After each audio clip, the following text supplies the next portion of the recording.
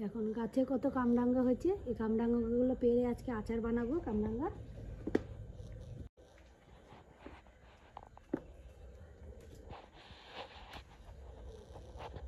যেখানে কতগুলো বড় বড় কামরাঙ্গা আছে।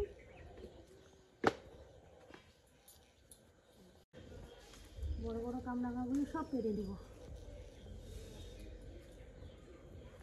ঝুড়ি কামরাঙ্গা পেরে নিয়েছি। এবার আমি আচার বানিয়ে নিব কামরাঙ্গাগুলো দিয়ে। নমস্কার বন্ধুরা, আরোহী কিচেনে আপনাদের সবাইকে স্বাগত জানাই। আজকে আমার রেসিপি কামরাঙ্গার আচার। প্রথম থেকে শেষ পর্যন্ত পুরো ভিডিওটা দেখার অনুরোধ রইল। আমি কামরাঙ্গা নিয়ে নিয়েছি। কামরাঙ্গাগুলো প্রথমে কেটে নিব। দেখুন এক একটা কামরাঙ্গার সাইজ দেখুন কত বড় বড়। প্রথমে শিরগুলোকে ফেলে নিব।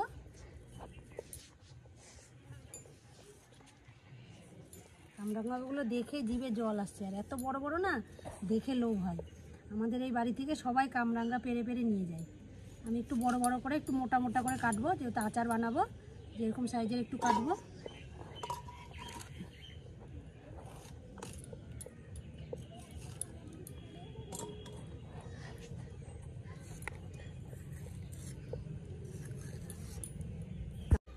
আমার সব কামরাঙ্গা কাটা হয়ে গেছে। আমি সব কামরাঙ্গাগুলো এইভাবে কেটে নিয়েছি। এইভাবে স্টার করে সব কেটে নিয়েছি। উনুনটা ধরিয়ে একটা কড়াই বসিয়ে দিয়েছি। কড়াইটা গরম হয়ে গেছে। প্রথমে দিয়ে দিব এখানে কয়েকটা শুকনো লঙ্কা আর গোলমরিচ। তার সাথে দিয়ে দিব কিছুটা ধনে। আর এখানে মেথি আর মৌরি রেখেছি, অল্প মেথি আর অল্প মৌরি। আর দিয়ে দিব সামান্য জিরা।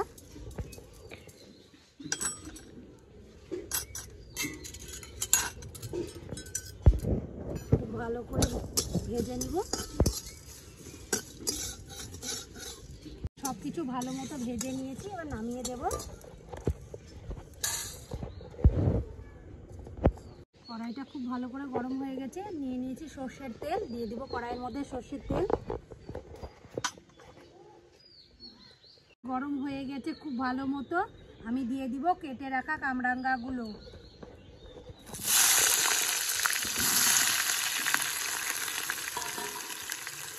ভালো করে নাড়াচাড়া করে নিব। কামরাঙ্গাটা খুব বেশি ভাজবো না, হালকা করে একটু ভেজে নেব। হালকা করে ভেজে নেওয়ার পর দিয়ে দিব গুড়। আমার ভেজে রাখা মশলাগুলো আমি এবার গুঁড়ো করে নিব।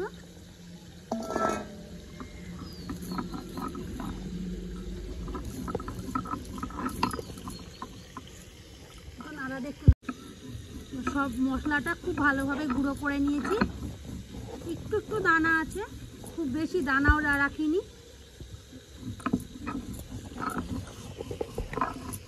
এই যে আমি এরকম টাইপের গুঁড়ো করে নিয়েছি, একটু একটু দানা দানা রেখেছি।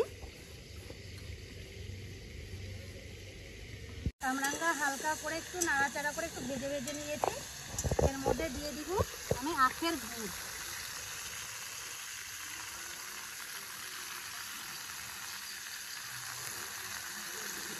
এখানে এক বাটি গুড় নিয়েছি, গুড়টা দিয়ে দিলাম। আপনারা মিষ্টি পছন্দ মতো দিতে পারেন। দেওয়ার পর খুব ভালো করে নাড়াচাড়া করে নিলাম। এর মধ্যে দিয়ে দিব অল্প সামান্য চিনি।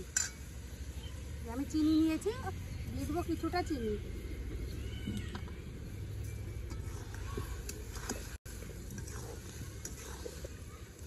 কালো সর্ষে নিয়েছি, কালো সর্ষে বেটে নিব।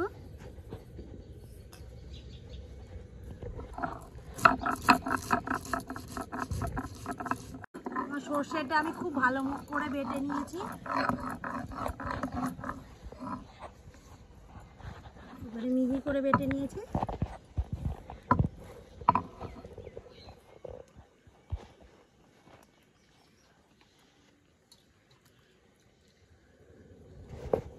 কামরাঙ্গাটা খুব ভালো করে ফুটছে গুড় দেওয়ার পর। এবার আমি দিয়ে দিব বেটে রাখা সর্ষে।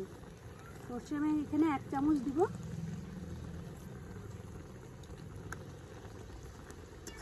একটু নাড়াচাড়া করে নিব ভালো করে। আচার প্রায় হয়ে এসেছে। এবার আমি দিয়ে দিব ভেজে রাখা মশলা।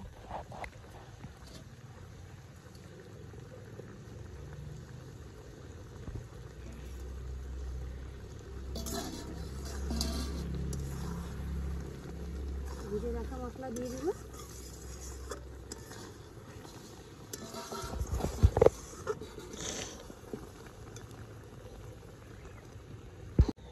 আচার প্রায় হয়ে এসেছে, দিয়ে দিব পাতিলেবুর রস। পাতিলেবুর রসটা দিলে আচারটা অনেক দিন ভালো থাকবে। পাতিলেবু যদি না থাকে আপনারা ভিনিগার দিয়েও নিতে পারেন। একটু নাড়াচাড়া করে নামিয়ে দেব। আচারটা হয়ে গেছে, এবার আমি নামিয়ে দেব। খুব সুন্দর একটা সেন্ট বেরিয়েছে ভাজা মশলা।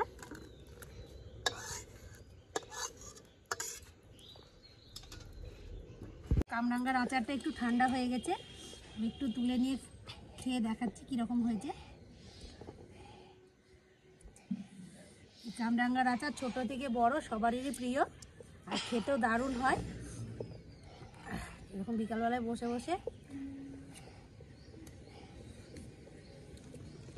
খুবই ভালো লাগছে খেতে।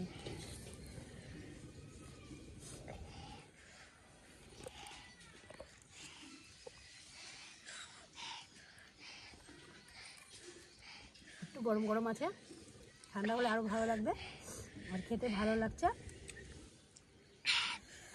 এভাবে বাড়িতে বানিয়ে অবশ্যই খাবেন আর আমাকে কমেন্টে জানাবেন। ভালো লাগছে খেতে।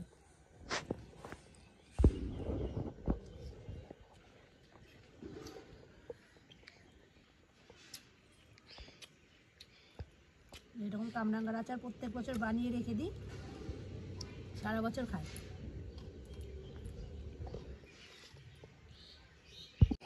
আমার আচারটা ঠান্ডা হয়ে গেছে, আমি একটা বয়ামে ভরে নিব।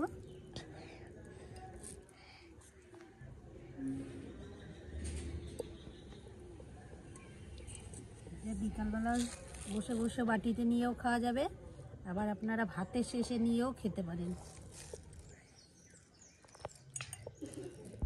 বয়ামে আচারগুলো ভরে নিয়েছি, একটাকে লাগিয়ে দেব। এইভাবে বাড়িতে আপনারা কামরাঙ্গার আচার বানিয়ে নেন, আশা করি খুবই ভালো লাগবে। আমার রেসিপিটি ভালো লাগলে আমাকে লাইক, কমেন্ট, শেয়ার করুন। আমার চ্যানেলটি সাবস্ক্রাইব করে রাখুন।